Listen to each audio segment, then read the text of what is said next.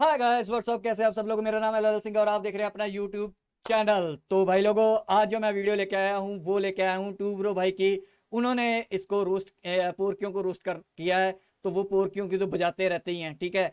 तो उन्होंने जो दिया है इसका टाइटल वो दिया है ईरानी वुमेन के विरोध में आए Pakistani reaction on Irani women to bro brother official, ठीक है। तो मैंने इनका वीडियो का लिंक मैंने अपनी डिस्क्रिप्शन में दे दिया है। टूब्रो भाई ने वीडियो में एक में बोला था अगर मेरा चेहरा देखना चाहते हो तो 1 मिलियन तक पहुंचाओ। बाकी मैंने हमेशा बोलता हूं कि अपने हिंदुस्तान भाइयों को हमेशा सपोर्ट करो, ठीक है।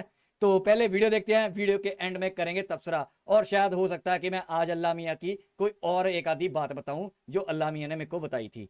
चलिए लेट्स स्टार्ट द वीडियो।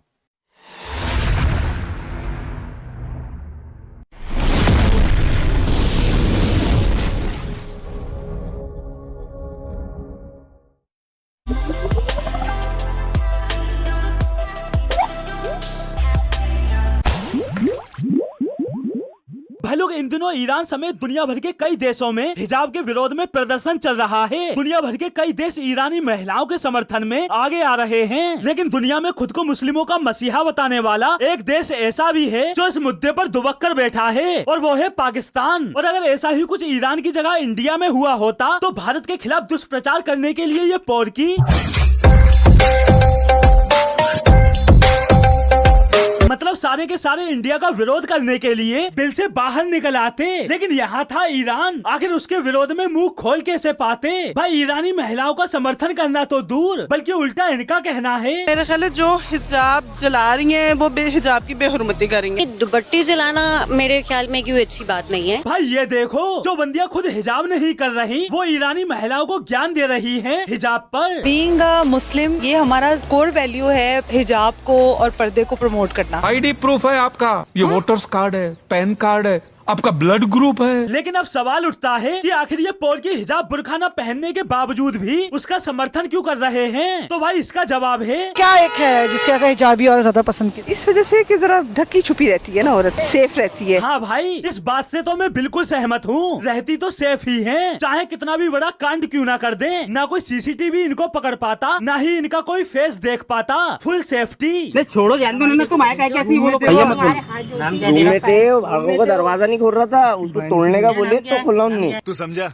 हाँ, नहीं तू समझा नहीं। और भाई ऐसा भी नहीं है कि सिर्फ पाकिस्तानी महिलाएं ही हिजाब और बुरखे के सपोर्ट में हो। पाकिस्तानी मर्दों का तो हिजाब को लेकर क्रेज ही अलग है। उनका हिजाब और बुरखे को लेकर कहना है, भाई हम तो प्रेफर करते हैं हिजाब को। हिजाब लड़की का हुस्न है। इस्लाम जो है वो हिजाब को इसलिए लाया था क्योंकि हम हर कीमती चीज अपनी महफूज रखते हैं। मतलब पाकिस्तानी मर्दों की कोई कीमत नहीं, सिर्फ और सिर्फ कीमत है तो पाकिस्तानी महिलाओं की। उन्हें ही हिजाब अनिवार्य है। और उन महिलाओं में से भी 90% महिलाएं हिजाब नहीं पहनती, जिनकी पोर्कियों के हिसाब से कीमत 150 रुपया देगा। मुझे तो भाई इन पोर्कियों की मानसिकता समझ नहीं आती। महिलाओं की खुद की चॉइस तो गई तेल लेने, बल्कि बंदों ने महिलाओं की परिभाषा ही बदल कर रख दी। जो औरत है, औरत का मतलब भी छुपाना है। उसका चेहरा भी छुपा हो, सारा जिस्म छुपा हो, हाथ भी छुपे हो तो ज्यादा अच्छे है, पाँव भी छुपे होने चाहिए। अरे तुम्हारी बहन का पोर्की मारूं, औरतों को अनारकली की तरह दीवार में चुनवा दो, बिल्कुल नहीं दिखेगी। मतलब भाई ये क्या है, बंदी को ऊपर से नीचे तक पूरा कवर कर दो, फेस छोड़ो, हाथ पैर तक मत दिखने दो, और महिला की सिर्फ आंख दिखाते हुए सामने वाले से कहो उसकी आंखों में देखो, आंखों में प्यार की भूखी है वो। और उधर सामने वाला बंदा जिसको ये ही नहीं पता कि आखिर बुरखे के अंदर है कौन, वो घबराहट में अरे हमारी पटी हुई है, कहाँ चलाएंगे प्यार। क्योंकि भाई क्या पता बुरखे के अंदर कौन दुबक कर बैठा हो। आप उम्मीद करते हो कि बुरखे के पीछे 72 हुरों में से एक होगी, और तभी अचानक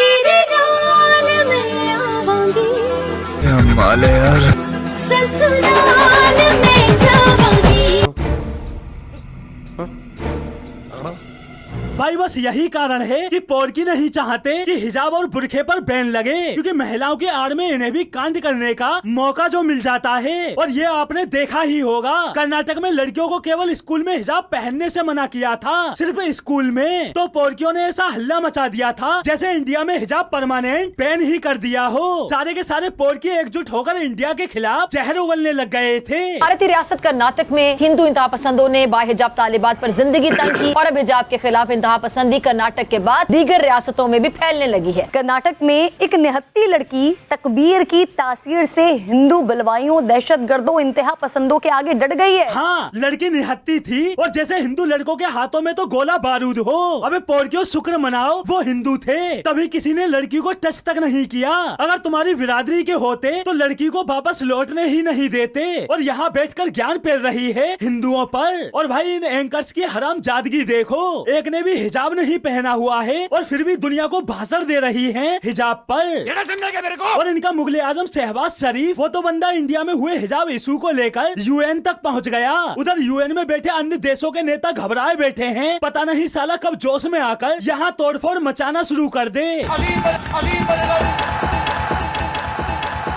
यहाँ तक कि हलाला यूसुफ जई ने तक इंडिया के खिलाफ दुष्प्रचार करते हुए हिजाब को लेकर ताबड़तोड़ ट्वीट्स किए थे। लेकिन बात जब ईरानी महिलाओं के समर्थन की आई तो बंदी ने एक ट्वीट भी नहीं किया। और एक ट्वीट भी किया तो कब? एक हफ्ते बाद, जब लोगों ने हलाला यूसुफ जई को ट्रोल करना शुरू किया। अब इन पोरकियों का दोगलापन तो आप समझ ही चुके होंगे। जब इंडिया में हिजाब इशू बना तो सारे के सारे पोरकी इंडिया के खिलाफ जहर उगलने के लिए एकजुट हो गए थे। और बात जब ईरान की आई तो कोई कुछ नहीं बोलेगा, कोई कुछ नहीं बोलेगा। भाई माना हिजाब पहनना ना पहनना महिलाओं की खुद की चॉइस होनी चाहिए, मैं इस बात से 100% सहमत हूँ। लेकिन इस बात को लेकर इशू बनाना कि इंडिया के एक स्कूल में लड़की को हिजाब पहनने से मना कर दिया, ये कहाँ तक सही है? किसी संस्था संघ के अपने नियम कानून नहीं हो सकते क्या? या हर तरफ तुम्हारी ही चॉइस चलेगी? अब भाई एक बात बताओ, स्कूल कॉलेज जैसी शिक्षा के स्थानों पर सभी धर्मों के लोगों को एक यूनिफॉर्म में दिखना चाहिए या अलग अलग? भाई हर फील्ड का अपना एक ड्रेस कोड होता है, यूनिफॉर्म होती है। पुलिस की खाकी वर्दी, डॉक्टर का व्हाइट कोट, खिलाड़ियों की देश की जर्सी, वकील का ब्लैक कोट। लेकिन इन्हें तो हर जगह मजहब का ठप्पा चाहिए। वो तो भाई इन पोरकियों का बस नहीं चलता, वरना ये तो कॉमनवेल्थ ओलंपिक जैसे इवेंट्स में भी महिलाओं को बुरखे में दौड़ाएं, क्रिकेट भी महिलाओं को बुरखे में खिलाएं। और इनकी बात ना मानने पर ये उन खेल संघ के खिलाफ भी यूएन में जाकर धरने पर बैठ जाएं कि हमें बुरखे में खेलने की आजादी दी जाए। ये बड़ी अच्छी बात कही आप। तो दोस्तों आज के लिए बस इतना ही, फिर मिलते हैं अगली वीडियो में। तो भाई लोगों यहाँ पे होगी वीडियो खत्म। काफी अच्छा पेला है अब ट्रूबो भाई ने, और सच भी बोला है। ठीक है, जब इंडिया पे कोई बात आती है तो ये कुत्तों की तरह भौंकते हैं पूरकी। ठीक है, अब ईरान पे आई है तो कोई आगे नहीं आया। बात ये है, इसी वजह से अल्लाह मियाँ ने मेरे को बोला कि मैं इनसे दुखी हूँ। अल्लाह मियाँ ने बोला था, मैंने जैसे पहले ही बताता रहता हूँ आपको, अल्लाह मियाँ ने सुपने में आके ये बोला था, अब गुस्से मत होना क्योंकि ये मैं कोई वो नहीं, मजाक नहीं कर रहा हूँ।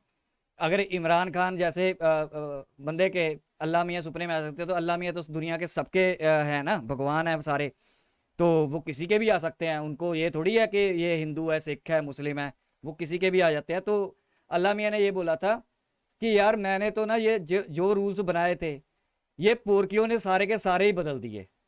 ठीक है, अपने हिसाब से करते हैं। अल्लाह मियाँ ने सच में बोला था कि ये ना जो एंकर हैं या पोरकी लड़कियां हैं, अगर मैंने, वैसे तो मैंने बोला नहीं है कि ये परमानेंट है, हिजाब पहनना परमानेंट है, ये तो पहनना ही पहनना, या फिर बुर्का पहनना ही पहनना। ठीक है, ये एक ऑप्शनल था। ठीक है, अगर आपको अच्छा लगता है तो पहनिए। ठीक है, आप सेफ्टी महसूस करते हैं या आपको नहीं चाहते कि आपकी शक्ल देखे, या लड़कियां कई शाय होती हैं या कुछ भी होता है, तो इन्होंने ये सारी दुनिया के लिए पीटते हैं, लेकिन खुद क्या करती हैं?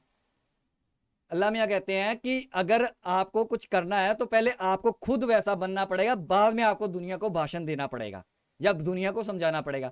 जितनी पोर की लड़कियां हिजाब पे, बुरके पे बोलती हैं, ठीक है, खुद 1% भी नहीं बुरका पहनती। जितनी एंकर है सब बुरके में नहीं आती। और बिल्कुल सही बोला ट्यूबरो भाई ने, बिल्कुल सही पेला है। ठीक है, तो उन्होंने बिल्कुल सही कहा कि ये ऐसे ही लोग हैं, ईरान पे नहीं बोलेंगे और किसी पे नहीं बोलेंगे, इंडिया पे जानबूझ के बोलते हैं, क्योंकि इनका मिशन है इंडिया को तोड़ने का, इंडिया में काम खराब करने का। ये हम समझ जाएंगे जिस दिन, उस दिन हमें सच्चा, अल्लाह मियाँ कहते हैं, आपको ज्ञान आ जाएगा। कहते आप ये समझ लो कि इनका प्लान तुमको तोड़ने का, लेकिन अल्लाह मियाँ ने बोला कि मैं इनको तोड़ दूंगा। अल्लाह मियाँ ने ये बोला कि मैं इनके 3 टुकड़े करके छोड़ूंगा, अब नहीं छोड़ता।